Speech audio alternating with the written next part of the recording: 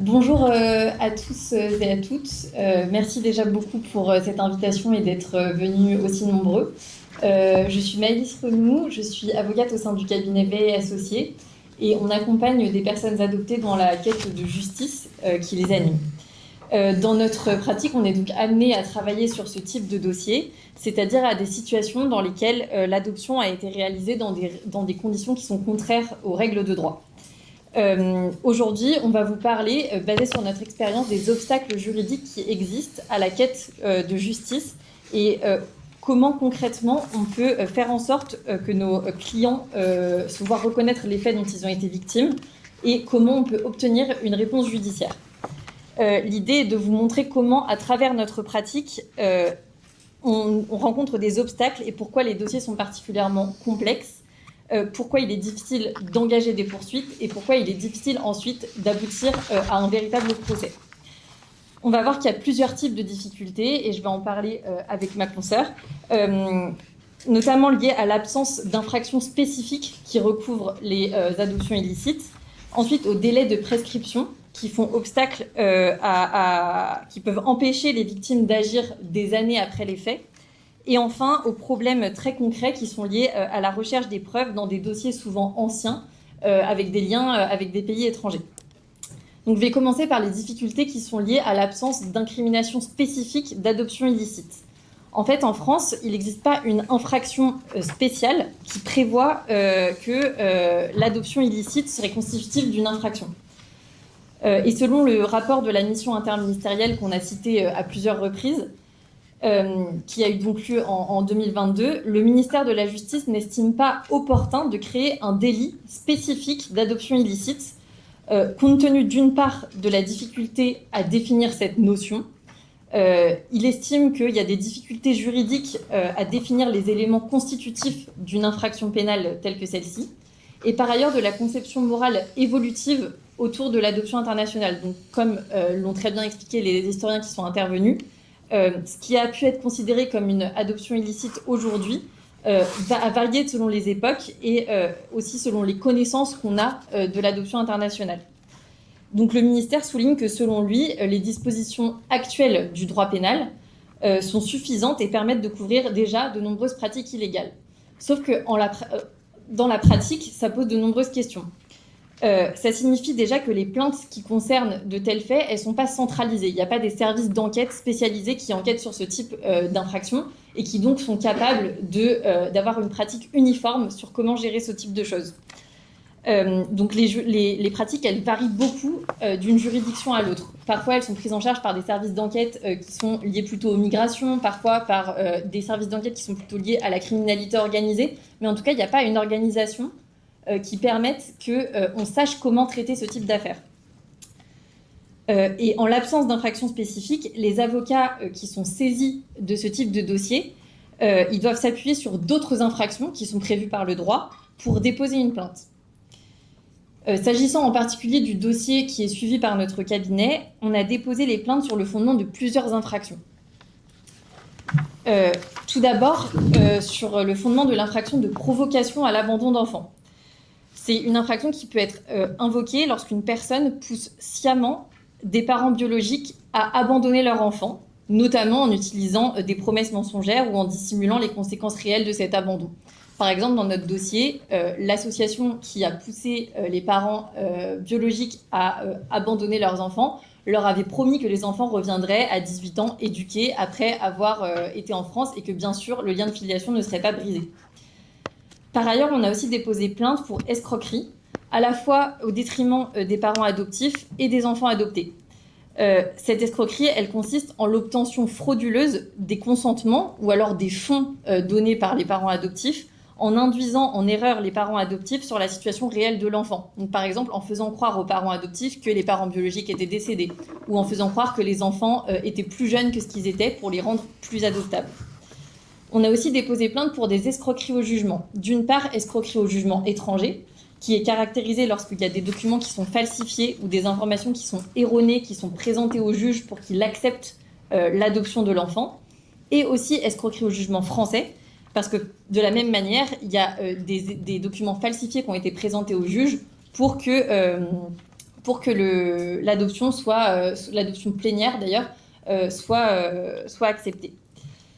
Dans le cas qui est le nôtre, on a aussi déposé plainte pour abus de confiance parce qu'à la suite des adoptions, il y a un système de parrainage qui a été proposé aux familles adoptives qui consistait à parrainer les enfants, les frères et sœurs biologiques des enfants restés dans le pays d'origine. Et en fait, ces fonds, ils étaient reversés tous les mois ou tous les ans par les familles adoptives et n'étaient finalement jamais reversés aux familles biologiques. Par ailleurs, il y a la circonstance aggravante de bande organisée qui peut aussi être mobilisée et l'infraction d'association de malfaiteurs dans l'hypothèse où les infractions sont le fruit d'une planification, d'une concertation entre plusieurs personnes, parfois des personnes morales, parfois des personnes physiques. Et du coup, dans ces cas-là, les faits peuvent relever de la qualification d'association de malfaiteurs. Je crois que vous aviez déposé plainte pour une infraction différente, si tu veux en parler. Alors, c'est intéressant parce que pour d'autres raisons, et on y reviendra, qui étaient liées à la prescription, ce qui est dommage, c'est qu'en l'absence d'infraction spécifique, on est obligé de se retrouver à faire des pirouettes un peu juridiques pour essayer de trouver une qualification qui permette d'englober suffisamment l'intégralité des faits, parce que c'est ce qu'on voit dans toute la liste que Maëlyn vient de faire. En réalité, aucune de ces infractions ne couvre réellement la totalité des faits et la totalité de ce qui s'est passé. Et nous, en l'occurrence, dans notre dossier, l'infraction qu'on avait choisie, c'était celle d'enlèvement, parce que c'est bien un enlèvement aux parents qui a eu lieu.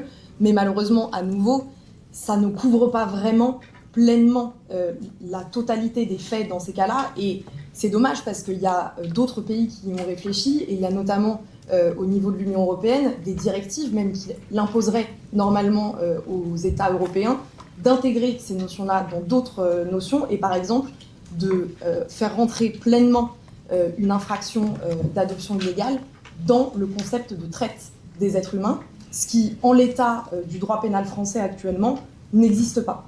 Alors que d'autres pays l'ont fait et l'ont mis en place. En France, pour l'instant, c'est quelque chose qui n'a toujours pas été fait parce que, comme Maëlys le disait, pour l'instant, nos institutions considèrent que le droit français tel qu'il existe est suffisant, sauf qu'en l'occurrence, il ne l'est pas puisqu'il y a une directive du Conseil qui imposerait de le faire rentrer dans la législation française comme un des éléments constitutifs de l'infraction de traite des êtres humains.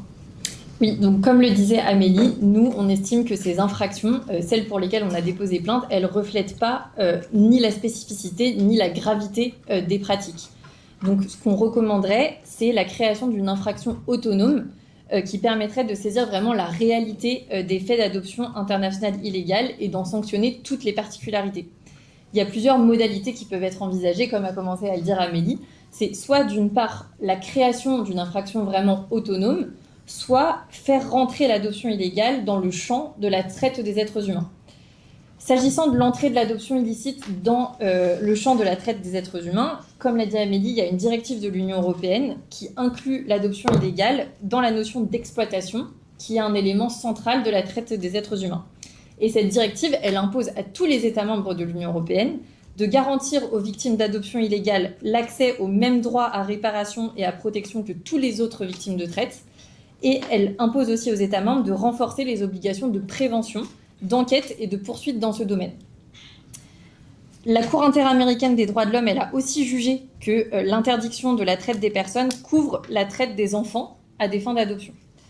Le code pénal belge intègre quant à lui la notion d'adoption illégale dans la traite des êtres humains, et c'est aussi le cas de beaucoup de codes pénaux au sein de l'Amérique latine, notamment au Guatemala, en Bolivie, au Mexique, qui qualifient donc la traite des personnes à des fins d'adoption illégale de crime. C'est toutefois pas encore le cas du code pénal français, mais c'est une modalité qui peut être envisagée. Une deuxième modalité, ça serait de créer un délit ou un crime spécifique d'adoption illégale illicite. Et certains pays qui sont allés plus loin que la France en créant des infractions spécifiques d'adoption illicite, comme c'est notamment le cas de l'Espagne, qui sanctionne directement le fait de remettre un enfant à une autre personne en dehors des procédures légales d'adoption, et notamment lorsqu'il y a une contrepartie financière à cette adoption. Et la loi espagnole, elle prévoit aussi que les personnes qui reçoivent l'enfant, donc les parents adoptifs, ou qui servent d'intermédiaires, peuvent aussi être sanctionnés. Donc ça vise l'ensemble de la chaîne, à la fois ceux qui organisent, ceux qui facilitent et ceux qui bénéficient de l'adoption irrégulière. Donc nous, ce qu'on recommanderait, c'est que le code pénal français inclut une infraction spécifique d'adoption illicite qui pourrait inclure à la fois la soustraction d'une personne mineure en violation des règles de consentement, de tutelle et de compétence, qui inclurait aussi la falsification ou la destruction d'éléments d'identité ou de filiation à des fins d'adoption, qui pourrait inclure aussi l'intermédiation illicite, par exemple d'organismes autorisés pour l'adoption, et l'organisation d'un système potentiel à l'échelle internationale avec des circonstances aggravantes, par exemple de bandes organisées, de participation d'un organisme autorisé pour l'adoption ou d'un agent public, ou encore la commission en bande organisée ou dans un but lucratif de ce système. L'autre obstacle principal qu'on a remarqué, nous, dans la plupart des dossiers de personnes qui ont essayé, parce qu'il y en a eu un certain nombre en France, d'obtenir justice, c'est un problème qui est assez évident et qui pourtant pourrait être celui qui pourrait être réglé peut-être le plus facilement, c'est celui de la prescription. La prescription, c'est une règle assez classique de droit pénal et de procédure pénale en France, qui fait qu'après un certain temps, on ne peut plus poursuivre les auteurs de crimes et d'infractions. La prescription classique, entre guillemets, en France, c'est 6 ans pour des délits et 20 ans pour des crimes. 20 ans pour des crimes, ça peut sembler long, mais en réalité, dans le cas des personnes adoptées, c'est bien trop court, parce que très souvent, avant d'arriver à avoir des informations sur son passé et sur son histoire, il s'est souvent écoulé beaucoup plus de 20 ans. Et c'est dommage parce que, et c'est le cas, nous, de notre client et de son frère, mais c'est aussi le cas de plein d'autres personnes adoptées qui ont essayé de saisir la justice et qui ont porté plainte. Nous, notre plainte, elle a été classée sans suite, et on nous a dit que l'infraction, elle était bien caractérisée, l'infraction d'enlèvement, mais que malheureusement, elle était classée sans suite, parce que la prescription s'était écoulée. Et c'est dommage parce qu'il y a des choses assez simples qui pourraient être mises en place, et surtout parce que ça fait partie des recommandations que les instances, et notamment les instances onusiennes, puisqu'on en parlait, il y a eu une déclaration conjointe de plusieurs instances onusiennes qui ont indiqué expressément que la prescription ne devait pas faire obstacle à la poursuite de justice des personnes adoptées. Et il y a des pistes qui pourraient être envisagées, et je pense que c'est aussi important à prendre en compte dans le cadre d'une commission d'enquête parlementaire, parce qu'il y a d'autres mécanismes spécifiques, y compris dans le droit français, pour certaines infractions, qui permettent de, par exemple, décaler le point de départ de l'infraction. On en parlait tout à l'heure, d'avoir une infraction qui soit spécifique aux adoptions illégales, ça permettrait pour ces infractions-là d'inscrire dans la loi un report automatique du délai de prescription, par exemple au moment de la majorité de la personne adoptée, ce qui permettrait de donner un peu plus de temps pour ouvrir des enquêtes.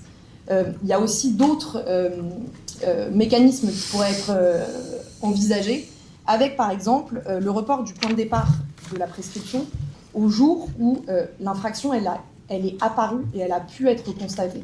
Alors c'est des termes un peu techniques qui moi me sont très familiers parce que je parlais tout à l'heure de pirouette juridique.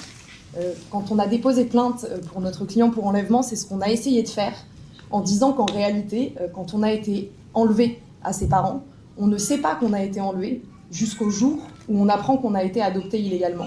Et ce point de départ, nous, qu'on conseillerait, c'est celui-là. C'est ce moment de la découverte de l'illégalité de son adoption, parce que c'est ce qui se fait, par exemple, pour des infractions qu'on appelle occultes ou dissimulées en droit français. Et le dernier mécanisme qui pourrait être envisagé, c'est un mécanisme qu'on appellerait de prescription glissante, qui est un mécanisme qui existe déjà pour les infractions sexuelles commises contre les enfants, où, et on en parlait tout à l'heure, dans les organismes qui ont été impliqués dans ces situations d'adoption illégale, il y a souvent les mêmes organismes qui reviennent et qui ont commis ces infractions et ces crimes sur de très longues périodes et de manière très répétée. À partir du moment où un organisme aurait donc, dans le délai de prescription, continué à commettre les mêmes infractions, ça permettrait de décaler successivement le report de la prescription et donc de faire remonter les enquêtes bien plus en arrière. Parce que, voilà, à nouveau, selon les situations spécifiques des personnes, il y a des personnes pour qui, parce que, et c'est ce que Maëlys disait, il y a des paiements qui ont continué, on peut arriver à faire rentrer les infractions dans ce champ-là, mais en réalité, pour la majorité des plaintes qui ont été déposées jusqu'à aujourd'hui, elles ont systématiquement été classées sans suite. Les autres obstacles qu'on a identifiés, et je suis sûre et certaine qu'il y en a plein d'autres, parce que l'expérience du cabinet, elle est évidemment pas du tout empirique, parce que nous, on représente deux frères qui ont été adoptés illégalement depuis le Guatemala. Donc c'est très loin d'être un panel d'exemples. Mais il y a celui du problème de l'effectivité des enquêtes. Nous, on a de la chance, puisque dans notre situation, les enquêtes, elles ont lieu. On a même été entendu, notre client, il a été entendu par des enquêteurs. Alors, malheureusement, c'est ce que disait Maëlys tout à l'heure, comme aujourd'hui, il n'y a pas d'infraction spécialisée, il n'y a pas de centralisation des enquêtes, nous, on a déposé plainte à Paris. Et du coup, quand on a été entendu par la Direction nationale de la police aux frontières et l'Office de lutte contre le trafic illicite de migrants. On n'est pas tout à fait dans le sujet et les officiers de police judiciaire, quand ils nous ont reçus dans leurs locaux, ils nous ont dit de but en blanc, je suis désolée, je vous préviens, c'est la première fois qu'on fait ça, on ne sait pas trop dans quoi on met les pieds. Ce problème-là, c'est que du coup, en fait, les gens qui enquêtent sur ces dossiers, ils ne sont pas formés spécifiquement au caractère vraiment très spécifique qu'il y a dans ces procédures. Et c'est dommage parce qu'il y a des choses qui semblent évidentes à faire dans ces dossiers qui ne sont pas faites. Nous, par exemple, un des points importants qu'on a souligné pour mettre en avant l'illégalité de l'adoption qui avait eu lieu, c'est que nos clients, ils sont arrivés en France avec un visa qui n'était pas le visa qui était pourtant obligatoire à cette époque pour les adoptions. Et pourtant, l'OMA à l'époque avait déclaré bien plus d'adoptions que de visas qui n'avaient été accordés cette année-là. On imagine, en ayant mis ça nous dans notre plainte, qu'à minima, les procureurs et les services de police se seraient enquéris auprès des services consulaires de l'État français pour obtenir ces informations. Ça n'a pas été le cas. Les faits qu'on dénonce, c'est des faits qui ont eu lieu au Guatemala. Il semblerait assez évident d'utiliser les outils de la coopération pénale internationale et d'envoyer ce qui s'appelle une commission rogatoire, donc de faire une demande aux autorités guatémaltèques pour obtenir des informations de leur part. Ça n'a pas non plus été le cas. Et peut-être et probablement qu'on nous répondra que ça n'a pas été le cas parce que les faits étaient de toute façon considérés comme prescrits et donc que la plainte allait être classée sans suite. Mais c'est dommage parce que c'est oublier aussi que ces procédures, c'est évidemment, on est dans le cadre d'une procédure pénale, donc on parle généralement de chercher à faire condamner des gens, mais ce processus-là, c'est pas seulement ça, c'est aussi une quête de vérité et de recherche d'informations, parce que bien souvent dans ces dossiers, d'arriver à obtenir les informations seuls, parce que c'est ce qui se fait, et nous, nos clients, Eric Alexander Mirangos et son frère, ont eux-mêmes cherché les informations, ont été soutenus par une journaliste qui a aussi à l'époque beaucoup travaillé. Sans eux, nous au cabinet, on n'aurait pas du tout été en mesure d'obtenir les informations nécessaires pour pouvoir déposer une plainte et ne serait-ce qu'obtenir l'ouverture d'une enquête. Et c'est dommage parce que voilà, il y a des choses qui pourraient être facilement mises en place et qui pour l'instant ne le sont pas. Oui, pour souligner ce que tu dis, nous on fait face exactement aux mêmes difficultés. Nous, le dossier qu'on suit, c'est pour des personnes adoptées en Éthiopie. Et on fait face dans l'enquête qui est en cours. Donc nous, pour le coup, il y a quand même une enquête qui a été ouverte et qui est actuellement en cours à Rennes, à la juridiction interrégionale spécialisée de Rennes, et qui est menée par l'Office central pour la répression de la grande délinquance financière. Et ce à quoi on fait face et des échanges qu'on a avec le procureur, on comprend que c'est très compliqué pour lui de mener son enquête parce que déjà il y a des personnes qui sont inaccessibles, soit parce qu'elles sont décédées, soit parce que maintenant elles sont très malades, soit parce qu'elles se trouvent en Éthiopie et que c'est pas facile d'aller les interroger là-bas. Et ce qu'il nous explique aussi, c'est qu'il a eu du mal à coopérer avec les autorités judiciaires éthiopiennes parce que d'une part, c'est un pays dans lequel il n'y a pas forcément de moyens à mettre en place pour enquêter sur ce genre de choses. Il y a des preuves qui ont disparu avec le temps et il y a aussi parfois un manque de volonté politique d'enquêter sur ce type de faits. On a le même sujet sur la prescription, même si nous, le fait qu'il y a eu un système de parrainage qui a perduré jusqu'à il y a assez peu de temps peut nous permettre de réussir à faire des pirouettes juridiques, comme tu le disais, pour faire en sorte que l'ensemble des faits ne soient pas prescrits. Mais clairement, le procureur nous dit « J'ai envoyé une demande d'entraide pénale internationale à l'Éthiopie », ce qui est déjà grand. Enfin, c'est assez rare de la part d'un procureur de faire ces démarches, alors même qu'il estime que la plupart des faits sont prescrits. Et après, avec des périodes juridiques qui consistent à dire qu'il y a eu des obstacles insurmontables à l'acquisition de la prescription, qui consistent à dire que l'association de malfaiteurs est une infraction continue, donc qui a continué jusqu'à la fin des parrainages. On essaye de s'en sortir pour faire en sorte que les faits soient pas prescrits, pour que cette enquête soit menée à bien et que la quête de vérité des personnes qu'on représente puisse être menée à bout.